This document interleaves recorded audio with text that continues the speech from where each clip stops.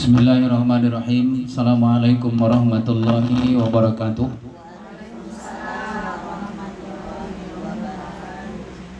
Alhamdulillahirabbil alamin.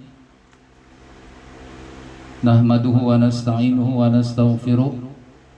Wa na'udzu billahi min syururi anfusina wa min sayyiati a'malina. May yahdihillahu fala mudilla lahu wa may yudhlilhu fala hadiyalah. Asyhadu an la ilaha illallah wahdahu la syarika lahu wa asyhadu anna Muhammadan abduhu wa rasuluh alladzi la nabiyya ba'da. Qala Allah Ta'ala fil Qur'anil Karim, a'udzu billahi minasy syaithanir rajim. Bismillahirrahmanirrahim.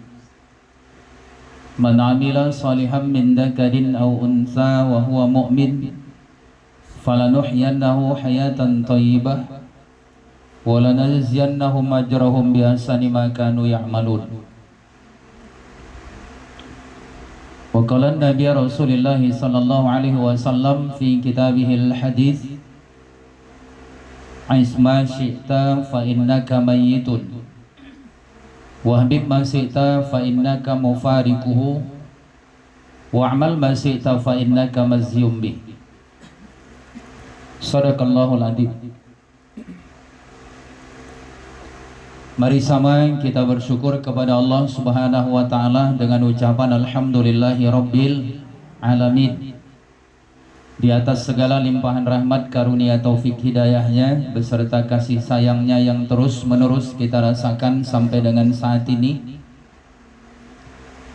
dibuktikan dengan kita dalam keadaan sehat walafiat, tetap keimanan, istiqomah dalam ibadah, dan insya Allah Allah akan senantiasa pula membukakan pintu-pintu amal soleh buat kita semua sampai dengan akhir hayat kita.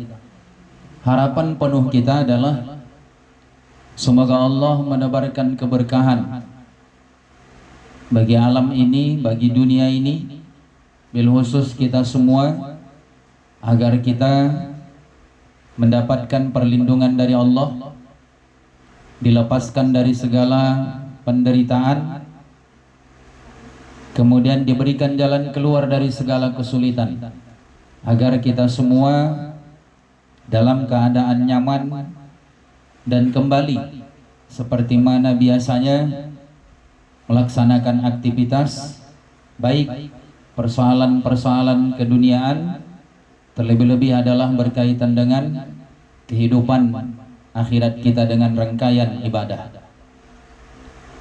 Salawat dan salam kita sampaikan kepada Rasulullah Muhammad sallallahu alaihi wasallam. Allahumma salli wa sallim wa barik alaihi. Semoga kita termasuk golongan umat yang istiqomah dalam melaksanakan sunnah-sunnah Nabi, serta berselawat kepada Rasulullah sallallahu alaihi wasallam. Insyaallah kita akan tetap berada dalam rahmat Allah dan syafaat Rasulullah fi yaumil akhir. Di dalam kehidupan kita di dunia ini, kita diberikan kebebasan untuk memilih mana yang harus kita lakukan dan mana yang harus kita tinggalkan. Di dalam salah satu tuntunan ketika Malaikat Jibril alaihissalam menemui Rasulullah sallallahu alaihi wasallam, menyampaikan ada 5 pesan yang sangat penting kepada Nabi. Pesan itu disampaikan kepada Nabi yang pada hakikatnya adalah untuk kita umat Nabi Muhammad sallallahu alaihi wasallam. Kitalah itu orangnya. Jadi pesannya kepada Rasulullah, kegunaannya buat kita. Pesan yang pertama disampaikan oleh Malaikat Jibril alaihissalam, "Isma syi'ta fa innaka mayyitun." Hiduplah sesukamu, tapi kamu bakal meninggalkan dunia ini. Artinya silahkan mau hidup menggunakan gaya yang mana. Tapi ingat, kamu bakal berpisah dengan dunia. Kamu akan berakhir dari kehidupan ini. Berakhir dari kehidupan ini berarti adalah mati. Orang yang beriman itu adalah orang yang taat, orang yang patuh, orang yang senantiasa istiqomah beribadah, orang yang bersyukur kepada Allah, orang yang mengikuti sunnah-sunnah Nabi, orang yang membaca Al-Quran, orang yang berzikir kepada Allah, orang yang rajin sedekah, orang yang berbuat kebaikan. Itu adalah orang-orang yang beriman. Kalau itulah pola kehidupan yang kita bangun pada pribadi kita, maka akan berujung dengan kemuliaan.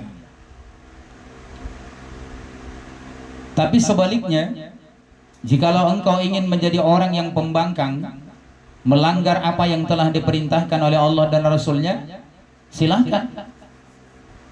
Kau mau jadi orang yang zalim, mau jadi orang yang durhaka, mau jadi orang yang berbuat maksiat, mau menjadi pengkhianat agama, mau menjadi pengkhianat keluarga, silahkan. Kalau itu yang ada dalam pola kehidupannya di dunia ini, maka berujung dengan kesengsaraan. Tinggal milih aja. Lalu apa buktinya akan kita lihat? Pertama adalah begini. Kalau di dunia ini yang kita lakukan akan ada pertanggungjawabannya. Di dunia ini aja begitu. Kita sebagai kepala rumah tangga ada pertanggungjawabannya. Kita sebagai ibu rumah tangga ada pertanggungjawabannya. Kita sebagai anak ada pertanggungjawabannya. Tidak ada yang lepas. Sebagai seorang kepala rumah tangga dititipin amanah. Apa yang dititipkan kepada seorang suami, istri, anak, harta, itu kan dipertanggungjawabkannya. Paling tidak pertanggungjawaban yang kita dihadapkan adalah pertanggungjawaban pribadi. Sudah diberikan kehidupan, sudah diberikan anugerah oleh Allah, sudah dicukupkan oleh Allah. Lalu apa yang antum buat di muka bumi ini? Makanya ada orang di dunia ini, Bu, cuma tenang-tenang aja. Ada orang di dunia ini cuma mau mengumpulkan harta aja. Ada orang di dunia ini cuma mau makan minum aja. Yang tahu dia itu pagi makan, siang makan, malam makan, besok gitu juga. Kerjaannya cuma makan aja. Coba lihat itu ya. Ada nggak model manusia begini? Ada ya? Di sini? Oh enggak. Di sini. Lihat model makan aja kerjaannya. Dari waktu ke waktu. Cobalah lihat kalau seperti ini kehidupannya. Apa yang akan dipertanggungjawabkan terhadap kewajiban yang diberikan kepadanya? Kan tak ada lagi. Nah, ini model manusia. Ada model manusia ini bergaya jadi dunia ini. Habis dari gaya kiri, gaya kanan. Habis dari gaya kanan, gaya atas. Habis dari gaya atas, gaya bawah. Ya, ketika orang berbuat kebaikan, maka dia ketika dia berbuat kebaikan, dia aman. Tapi ketika dia berbuat kejahatan, mempertanggungjawabkan itu yang sulit. Laksanakanlah tugas dan tanggung jawab kita sebagai hamba Allah yang mengabdikan diri kepada Allah Subhanahu wa Ta'ala, agar kita dalam pengadilan Allah akan mendapatkan keamanan dan kenyamanan. Ini yang dimaksudkan oleh malaikat Jibril kepada Nabi, boleh kalian hidup sesuka hati kalian, tapi ingat, nanti kalian mati, maka kalian akan mempertanggungjawabkan apa yang kalian kerjakan semasa kalian hidup di dunia. Kedua, pesan dari malaikat Jibril ini berkaitan dengan kehidupan yang kedua adalah wahbib masih fa innaka mufarikuhu. Kata malaikat Jibril kepada Rasulullah sallallahu alaihi wasallam, cintailah apa saja yang ingin kau cintai di muka bumi ini. Silahkan kau mencintainya, tapi ingat, satu saat kau akan berpisah dengannya. Jujur ya ibu jamaah, Kita mengatakan begini, orang cinta dengan keluarganya, suami, orang tua, anak, istrinya, wajar. Kita jujur, cintakah ibu dengan orang tua? Iya Ustaz. Cintakah dengan suami?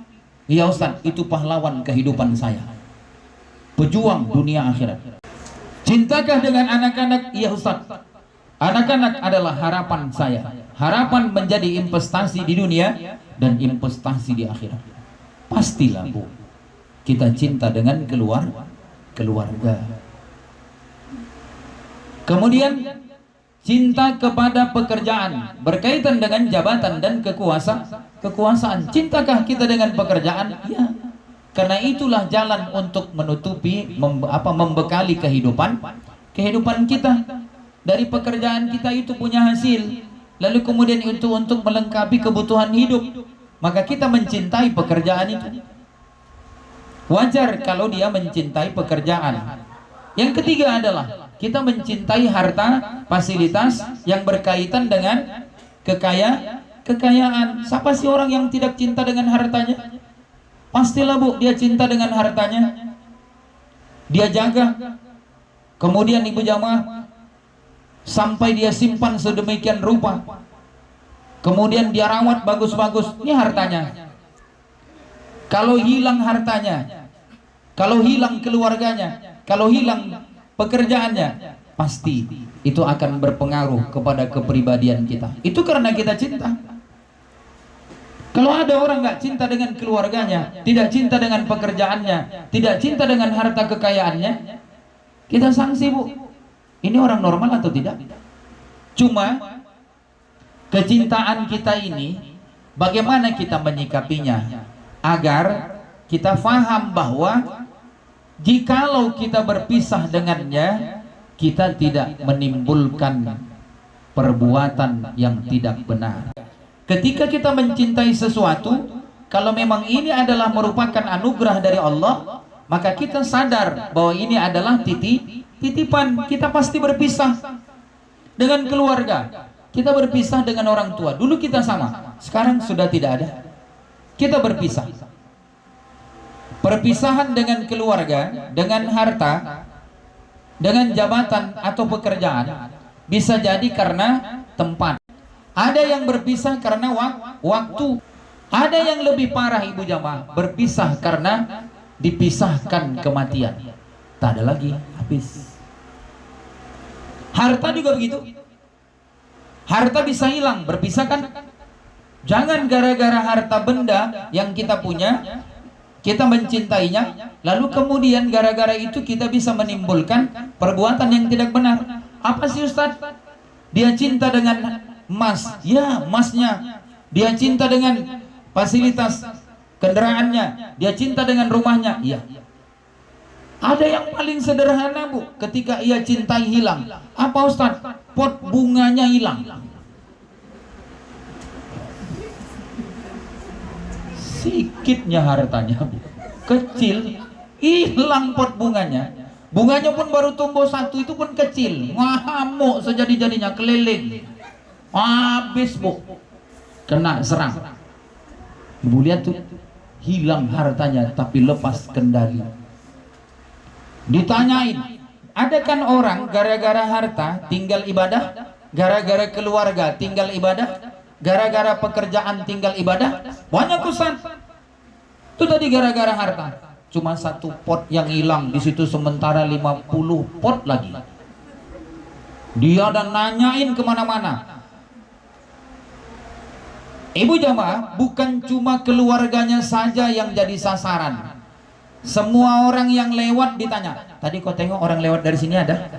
Ada. Yang mana 3 rumah dari sini? Ah, dia yang ambil. Udah nuduhin orang. Ini kan ada dosa Bu. Coba lihat dia. Inilah orang yang tidak punya kendali tadi. Ini yang tidak boleh. Jadi kalau hilang, ikhtiar mencarinya boleh. Boleh kita mencarinya Ustaz, itu bahagian dari yang ibadah. Kalau hilang harta kita, cari. Ya. Hilang kemudian apanya? Kendaraannya, cari. Hilang kemudian emasnya, cari. hilang suaminya. Cari lagi. Allahu Akbar. Iya. Jadi ibu jamaah yang dimuliakan oleh Allah, kita harus kembalikan kepada Allah Subhanahu wa taala. Apa yang harus kita fahami? Ini semua titipan dari Allah. Karunia yang Allah berikan ini, wa ma bikum min ni'matin faminallah. Ini adalah nikmat yang engkau berikan kepadaku ya Allah. Ternyata sampai batas inilah aku bisa menjaganya dan memelihara serta mengurusnya. Ternyata ada batas. Dia akan berpisah dengan kita. Cinta yang abadi itu ibu jamaah adalah ketika ia tidak membiarkan orang terdekatnya mendapatkan penderitaan pada kehidupan yang abadi. Kebaikan yang kita lakukan, Bu, kalaupun ada orang membenci kita, kalaupun ada orang menceritakan kita, kalaupun ada orang menyakiti kita, jangan pernah kita dendam. Kenapa? Yang ada dalam hati kita begini, Allah melihat, Allah mendengar, Allah mengetahui. Biarlah Allah yang membalasnya. Itulah orang beriman. Sebagai khulasa dari pertemuan ini, ibu jamaah yang dimuliakan oleh Allah, kehidupan kita di muka bumi ini, jadilah orang yang mentaati Allah dan Rasulnya. Insya Allah, walaupun kehidupan kita sebentar, walaupun kehidupan kita hanya transit di muka bumi ini, tapi punya makna dan kemudian bisa menyelamatkan kita dari dunia sampai ke akhirat. Mudah-mudahan dengan kehidupan yang kita jalani, dengan melakukan amal soleh, pada kehidupan yang abadi nanti kita memperoleh anugerah kemuliaan surga dari Allah Subhanahu wa taala. Dan kemudian cintailah segala apa yang ada di muka bumi Allah ini dengan satu prinsip dalam hati kita, bahwa kita pasti akan berpisah dengannya. Kecintaan kita didasari karena Allah, maka tatkala kita berpisah dengannya, tidak membuat goyah ibadah kita kepada Allah. Pendirian kita tetap, dan insya Allah kita justru menolong apa yang telah kita cintai itu berada dalam keridhaan Allah Subhanahu wa taala. Ridho buat keluarga, ridho buat pekerjaan, dan ridho buat harta, fasilitas, kekayaan kita. Insya Allah hidup kita diberkahi oleh Allah Subhanahu wa taala. Terima kasih. Wassalamualaikum warahmatullahi wabarakatuh.